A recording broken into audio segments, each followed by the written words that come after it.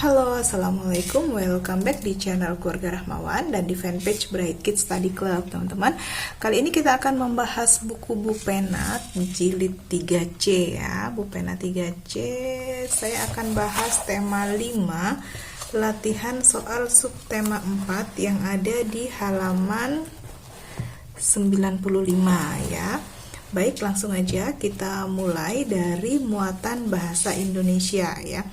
Nomor 1, posisi Indonesia secara geografis terletak pada garis titik-titik bumi, terletak pada garis khatulistiwa ya, garis khatulistiwa bumi sehingga disinari matahari sepanjang tahun ya. Garis khatulistiwa itu garis lintang yang membagi bumi menjadi dua belahan, yaitu belahan utara dan belahan selatan ya. Nah, Indonesia ini letaknya tepat di garis khatulistiwa. Lalu nomor 2, cuaca pagi ini tampak cerah. Makna kata cuaca pada kalimat di atas adalah, nah cuaca artinya adalah keadaan udara pada tempat tertentu pada waktu tertentu ya.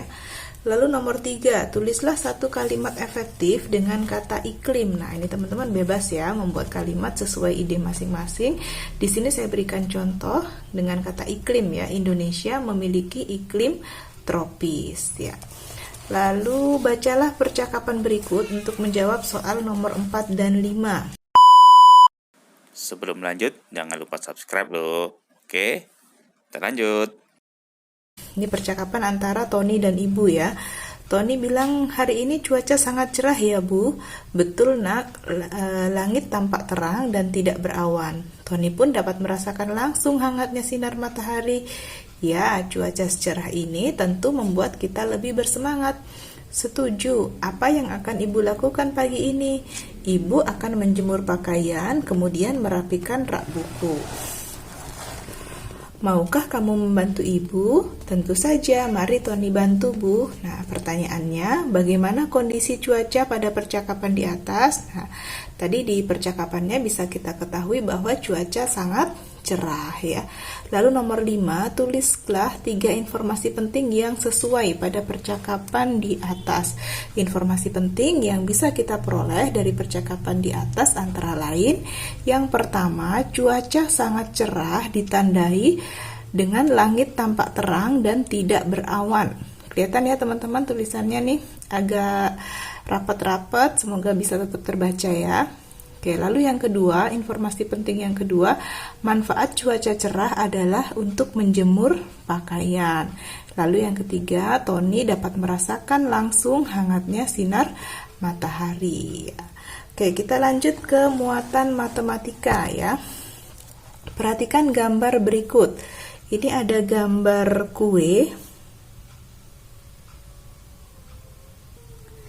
Ya, di sini ada 1, 2, 3, 4, 5, 6. Ada 6 potong, lalu diambil 2 potong. Berarti diambil 2 potong kue, pengurangan yang sesuai adalah tadinya semuanya 6, berarti 6 per 6. Diambil 2 bagian, berarti dikurang 2 per 6. Sama dengan hasilnya adalah 4 per 6. Teman-teman ingat, untuk penjumlahan dan pengurangan pecahan itu penyebutnya atau angka di bawahnya harus sama ya. Kalau penyebutnya udah sama, kita tinggal kurangkan aja pembilangnya atau angka yang di atas ya. 6 dikurang 2, hasilnya 4. Penyebutnya tetap 6, nggak ikut dikurang penyebutnya ya.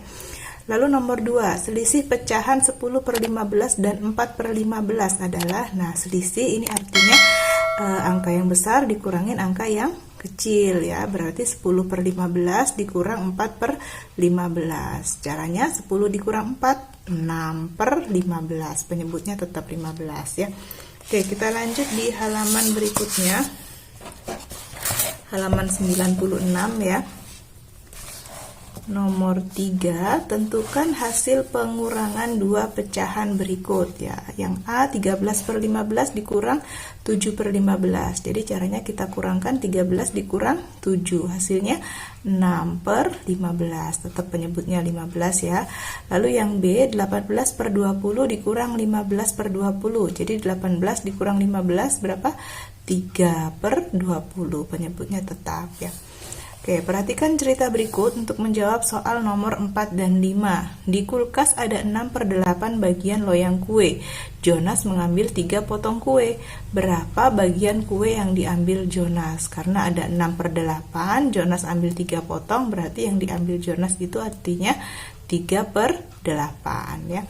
Lalu nomor 5, berapa bagian kue yang tersisa? Tadinya 6/8 diambil 3/8, berarti untuk mencari sisanya itu 6/8 dikurang 3/8, jadi hasilnya 3/8 ya. Oke, next, muatan SBDP ya. Kita lihat nomor 1, cara membuat karya seni dengan cara melipat dan menjahit dinamakan teknik aplikasi ya. Lalu perhatikan gambar berikut untuk menjawab soal nomor 2 dan 3. Ini ada gambar dompet yang terbuat dari kain flanel ya. Oke, kita lihat pertanyaannya. Nomor 2 ya, karya seni yang dibuat dalam gambar adalah dompet kain flanel ya. Lalu nomor 3, karya seni tersebut dibuat dengan teknik menjahit tusuk veston namanya ya. Teknik untuk menjahit dompet kain flanel tadi itu namanya tusuk veston.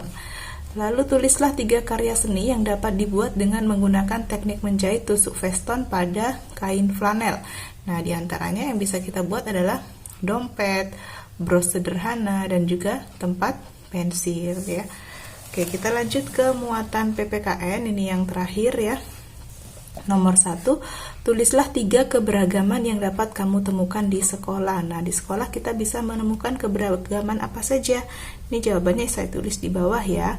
Keberagaman yang bisa kita temukan di sekolah antara lain keberagaman ciri fisik ya. Ada yang tinggi, ada yang pendek, ada yang gemuk, ada yang kurus, ada yang rambut lurus, rambut keriting. Nah, itu namanya keberagaman ciri fisik. Lalu juga ada keberagaman kegemaran ya. Di sekolah, anak-anak memiliki kegemaran yang berbeda-beda. Ada yang gemar bermain sepeda, ada yang gemar bermain basket, ada yang gemar membaca, dan sebagainya. Lalu juga ada keberagaman sifat ya. Ada yang sifatnya pemberani, ada yang pemalu, ada yang ramah ya.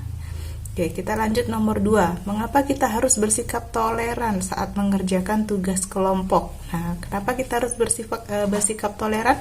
Agar tidak memecah belah anggota kelompok ya. Lalu nomor 3, apa manfaat sikap bersatu dalam keberagaman saat membersihkan rumah? Apa manfaatnya jika kita bersatu dalam membersihkan rumah? Yang pertama, keluarga semakin rukun ya. Lalu yang kedua, pekerjaan menjadi lebih ringan karena dikerjakan bersama. Dan tentu saja yang ketiga, rumah menjadi bersih ya.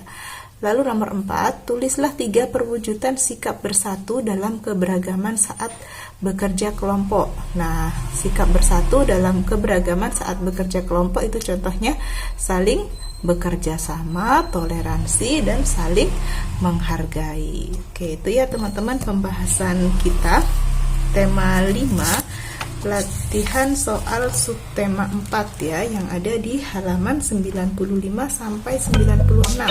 Semoga video ini bisa membantu teman-teman mengerjakan PR, tugas sekolah, ataupun belajar sendiri di rumah ya. Jangan lupa untuk like, comment, subscribe, dan juga share ke teman-teman yang lain ya. Mohon maaf jika ada kekurangan. Thank you for watching. Sampai jumpa di video berikutnya. Bye-bye.